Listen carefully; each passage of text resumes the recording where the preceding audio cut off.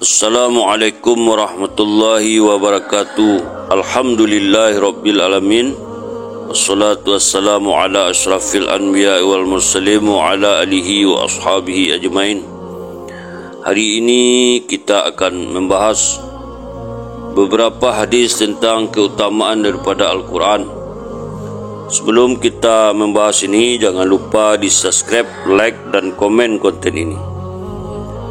Dari Abdurrahman bin Auf radhiyallahu anhu dari Nabi sallallahu alaihi wasallam, ada 3 hal yang akan berada di bawah naungan arsy ilahi pada hari kiamat. Yang pertama, Al-Quran yang akan membela hamba Allah dan ia mempunyai zahir dan batinnya. Yang kedua, amanat. Dan yang ketiga, silaturahmi yang akan berseru, ingatlah, siapa yang menghubungkan aku maka Allah akan menghubunginya, dan siapa yang memutuskan aku maka Allah akan memutuskannya. Diulangi dari Abdurrahman bin Auf radhiyallahu anhu dari Nabi sallallahu alaihi wasallam, ada 3 hal yang akan berada di bawah naungan arsy ilahi pada hari kiamat. Yang pertama, Al-Quran yang akan membela hamba Allah dan ia mempunyai zahir dan batin. Yang kedua, amanat. Yang ketiga, silaturahmi yang akan berseru, ingatlah, siapa yang menghubungkan aku maka Allah akan menghubunginya, dan siapa yang memutuskan aku maka Allah memutuskannya. Dikutip dari kitab Sahrus Sunnah, maka Allah menghubunginya, dan siapa yang memutuskan aku maka Allah memutuskannya. Maksud 3 hal yang berada di bawah arsy adalah sempurnanya kedekatan ketiga hal itu kepada Allah, yakni sangat dekat dengan arsy Allah. Maksud mereka, hamba Allah adalah orang yang memuliakan Al-Quran, menunaikan hak-haknya dan mengamalkan isinya. Maka Al-Quran pasti akan membelanya di hadapan Allah dan akan mensafatinya serta meninggikan derajatnya. Mula Ali Qori rahmatullahi meriwayatkan dari Tirmizi bahawa ahli Al-Quran kelak akan datang pada hari kiamat. Lalu Al-Quran memohon kepada Allah, ya Allah, berilah ia pakaian. Maka dipakaikan mahkota kemuliaan kepada orang itu. Kemudian Al-Quran memohon lagi, ya Allah, tambahkanlah untuknya. Maka dipakaikan kepadanya pakaian kemuliaan.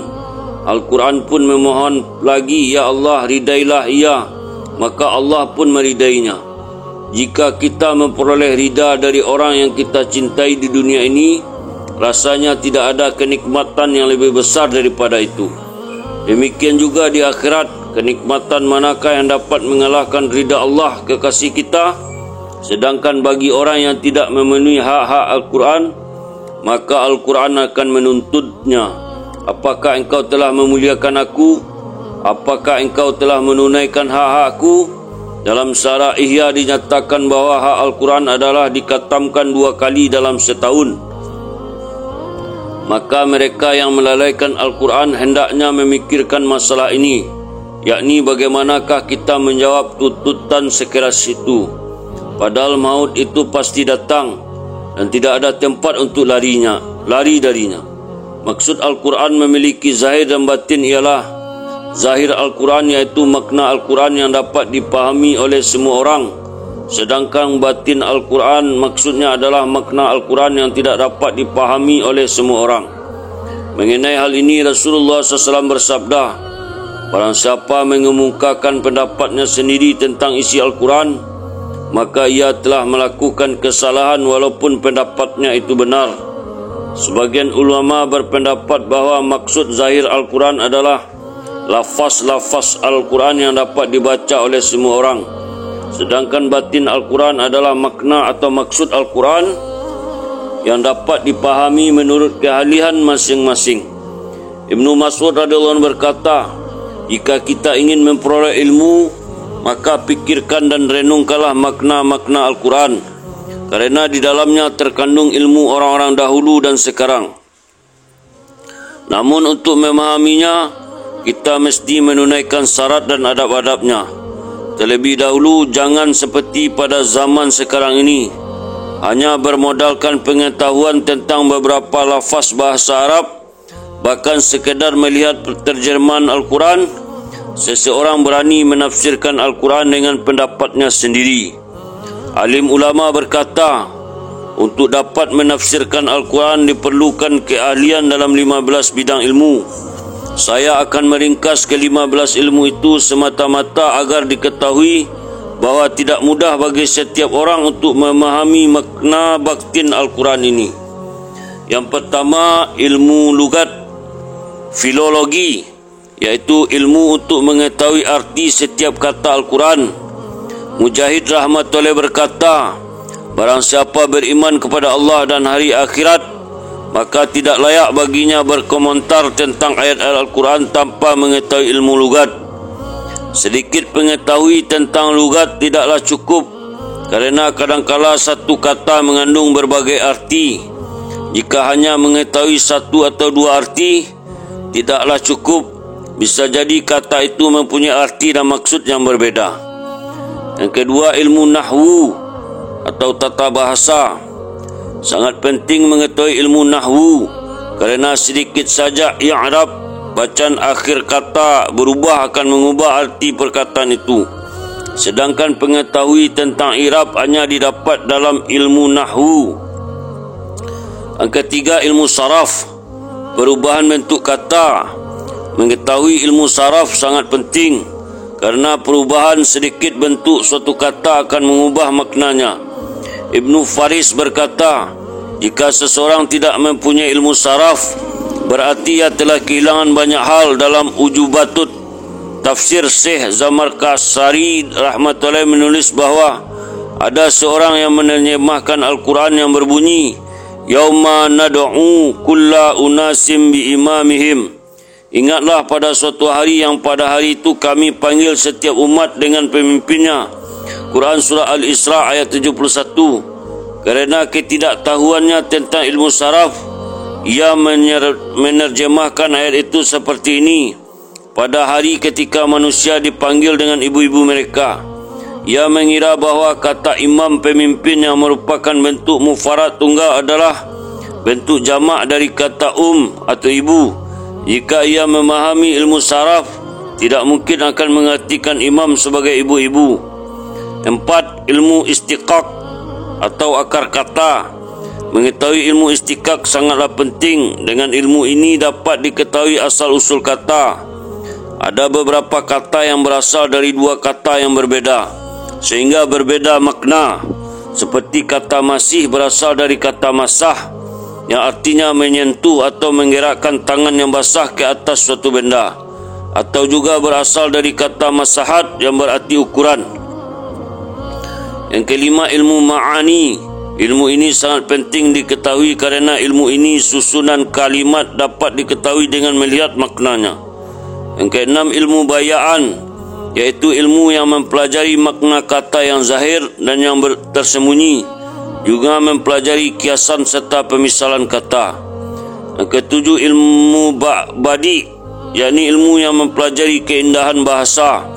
Ketiga, bidang ilmu di atas juga disebut sebagai cabang ilmu balaghah yang sangat penting dimiliki oleh para ahli tafsir. Al-Quran adalah mukjizat yang agung, maka dengan ilmu-ilmu di atas, kemukjizatan Al-Quran dapat diketahui. Yang kedelapan, ilmu qiraat. Ilmu ini sangat penting dipelajari kerana perbezaan bacaan dapat mengubah makna ayat. Ilmu ini membantu menentukan makna paling tepat di antara makna-makna suatu kata. Yang kesembilan, ilmu aqaid. Ilmu yang sangat penting dipelajari. Ilmu mempelajari dasar-dasar keimanan. Kadangkala ada satu ayat yang artinya zahirnya tidak mungkin diperuntukkan bagi Allah Subhanahu Wa Taala. Untuk memahaminya diperlukan takwil ayat itu, seperti ayat Yadullahi fawqa aydihim, tangan Allah di atas tangan mereka. Quran Surah Al-Fat ayat 10. 10. Usul fikih. Mempelajari ilmu usul fikih sangat penting kerana dengan ilmu ini kita dapat mengambil dalil dan mengali hukum dari suatu ayat.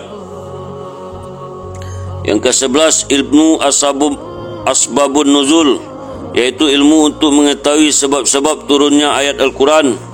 Dengan mengetahui sebab-sebab turunnya, maka maksud suatu ayat mudah dipahami. Kadangkala maksud suatu ayat itu bergantung pada asbabun nuzulnya. Yang ke-12, ilmu nasikh maksukh. Dengan ilmu ini dapat dipelajari suatu hukum yang sudah dihapus dan hukum yang masih tetap berlaku. Yang ke-13, ilmu fikih. Ilmu ini sangat penting dipelajari. Dengan menguasai hukum-hukum rinci akan mudah mengetahui hukum global. Yang ke-14, ilmu hadis. Ilmu untuk mengetahui hadis-hadis yang menafsirkan ayat-ayat Quran. 15, ilmu wahbi. Ilmu khusus yang diberikan Allah kepada hambanya yang istimewa. Sebagaimana sabda Nabi sallallahu alaihi wasallam, barang siapa mengamalkan apa yang ia ketahui, maka Allah akan memberikan kepadanya ilmu yang tidak ia ketahui. Juga sebagaimana disebutkan dalam riwayat bahawa Ali radhiyallahu anhu pernah ditanya oleh seseorang, apakah Rasulullah SAW telah memberimu suatu ilmu atau nasihat khusus yang tidak diberikan kepada orang lain? Maka ia menjawab, demi Allah, demi yang menciptakan surga dan jiwa, aku tidak memiliki sesuatu yang khusus kecuali pemahaman Al-Quran yang Allah berikan kepada hambanya. Ibnu Abi Dunya berkata, ilmu Al-Quran dan pengetahuan yang didapat darinya seperti lautan yang tak bertepi. Ilmu-ilmu yang telah diterangkan di atas adalah alat bagi para mufassir Al-Quran. Seseorang yang tidak memiliki ilmu-ilmu tersebut lalu menafsirkan Al-Quran, berarti ia telah menafsirkannya menurut pendapatnya sendiri yang larangannya telah disebutkan dalam banyak hadis. Para sahabat telah memperoleh ilmu bahasa Arab secara turun-temurun, dan ilmu lain mereka dapat melalui cahaya nubuwah. Imam Suyuti rahmatullahi berkata, mungkin kalian berpendapat bahawa ilmu wahbi itu berada di luar kemampuan manusia. Padahal tidak demikian, kerana Allah sendiri telah menunjukkan caranya. Misalnya dengan mengamalkan ilmu yang dimiliki dan tidak mencintai dunia. Tertulis dalam Kimi'us Sa'adah bahawa ada 3 orang yang tidak akan mampu menafsirkan Al-Quran. Yang pertama, orang yang tidak memahami bahasa Arab. Yang kedua, orang yang berbuat dosa besar atau ahli bid'ah, kerana perbuatan itu akan membuat hati menjadi gelap dan menutupi pemahamannya terhadap Al-Quran. Yang ketiga, orang yang dalam akidahnya hanya mengakui makna zahir. Jika ia membaca ayat-ayat Al-Quran yang tidak sesuai dengan fikiran logikanya, maka ia akan gelisah. Orang seperti ini tidak akan mampu memahami Al-Quran dengan benar. Allahumma hfazna minhum. Ya Allah, lindungilah kami dan mereka. Alhamdulillah, itulah satu buah hadis tentang keutamaan Al-Quran. Semoga dengan mendengar bahasan hadis tersebut maka menambah ketaatan kita, kepahaman kita kepada agamanya Allah Subhanahu wa taala.